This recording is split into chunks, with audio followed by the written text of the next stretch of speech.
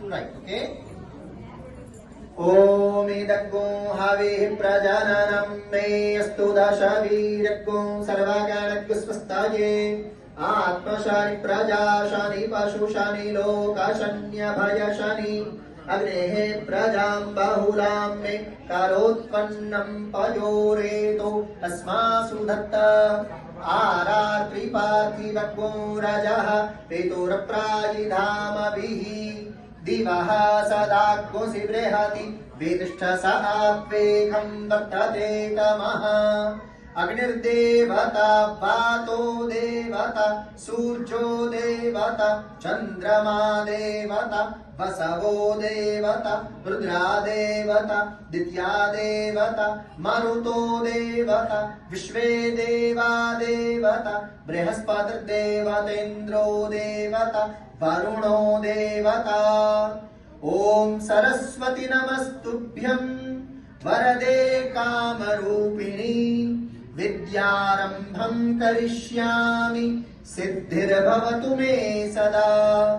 Everyone repeat. Om Shri Saraswatyai Namaha Neerajanam Samarpayami. That flower you have to offer in front of Saraswati Devi and take Aarti from here.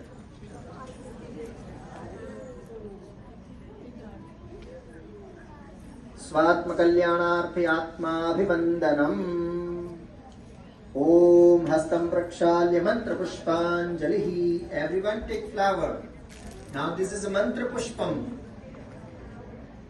We are going to offer in front of Saraswati Devi and Ganesha both. Om Yopam Pushpam Veda Pushpaman Prajavan Pashuman Dhavati Chandramava Apam Pushpam Pushpavan Prajavan Pashuman Dhavati Ya evam Veda Yopamayatatam Veda Ayatanavan Bhavati Rajadhirajaya Prasahya Sahine Namo Vayam Vai Shravanaya Kurmahe Same Kaman Kamakama Yamahyam Kameshwaro Vai Shravano Dadhatu Kuberaya Vai Shravanaya Maharajaya Namaha. Om Saraswati Namastubhyam Varade Kamarupini Vidyarambham Karishyami Siddhirbhavatu me sada. Om, everyone repeat. Om Shri Saraswatyai Namaha Mantra Pushpam Samarpayami. From Satyaloka. Saraswati Devi lives in the Satyaloka with Brahmaji, right? So we request Saraswati Devi, please come here and accept our prayers and give us the blessings. So take one flower and hold it in your right hand. And now we are inviting Saraswati Devi here in our plate in front of the Saraswati Devi.